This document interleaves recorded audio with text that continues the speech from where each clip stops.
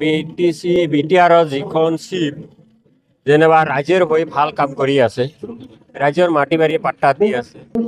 আমাৰ ইউপিপিএল দল যিটো ইউপিপিএল দলখন ভাল চলাই আছে আৰু ৰাজ্যৰো কাম কৰি আছে। সকলোৰে মাটি বাৰী আমাৰ ইফালে বহুতে খাছ মাটিত বসবাস কৰি আছে, সেইকাৰণে খাছ মাটি ছাৰ্ভে হৈ গ'ল।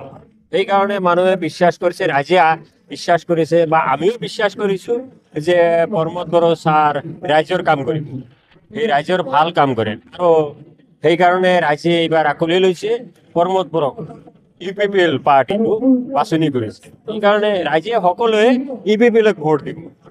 এইবাৰ ট্ৰেক্টাৰ ছবিখন আগবাঢ়ি যাব। আমাৰ চালাঘাটি সমষ্টি লৰেন্স ইছলাৰী ডাঙৰীয়া কেণ্ডিডেট, এই ৰাইজৰ ভালে কাম কৰিছে। কোকৰাঝাৰৰ MLA শুনা পাই আছোঁ, ঠিক আছে। সেইকাৰণে MLA যদি এনেকা দিছপুৰত পোৱা ক্ষমতা আছে অলৰেডি, আৰু BTCত ক্ষমতা হ'ল, দুটা ক্ষমতা হ'লে আমাৰ মাটি বাৰীৰ সমস্যাটো আৰু ভাল কৰি জোৰ কৰি কাম হৈ যাব, আমাৰ ৰাজ্যৰ উপকাৰ হ'ব।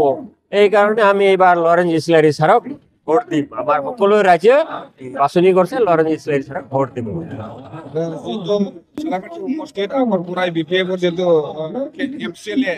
দেৰাচাঁদ বসুমতাৰী আছিল,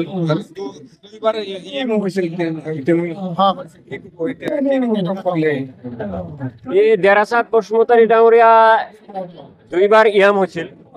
এবাৰ বৰ্তমান MCL হৈ আছে, কিন্তু হোৱাৰ স্বত্বেও সি কাম কৰিছে ৰাইজৰ অলপ চলপ ক'বাত।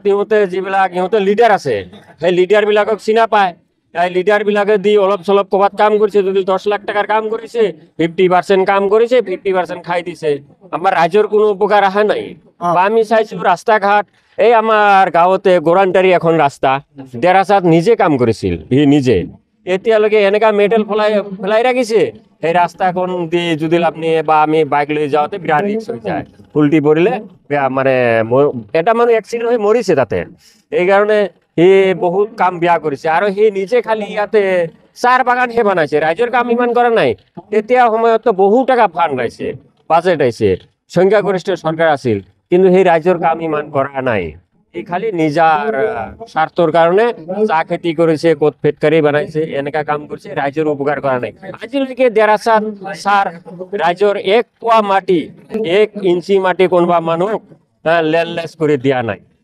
কিন্তু এইখন চৰকাৰে ঘোষণা কৰাৰ লগে লগে ছাৰ্ভে হৈ আছে অলৰেডি। অনলাইন মানে কৰাৰ কাৰণে অপশ্যন এখন খুলি দিছে, অনলাইন কৰিব পাৰে। তেনেহ'লে এইখন চৰকাৰে ৰাইজৰ খাছ মাটিৰ পৰা মাটিৰ অধিকাৰ দি আছে। যদি আমি মাটিৰ অধিকাৰ পাওঁ মানে কি দেশৰ নাগৰিক, সেইকাৰণে আমাৰ ৰাইজে এইবাৰ ইউপিপিএলক ভোট দিব।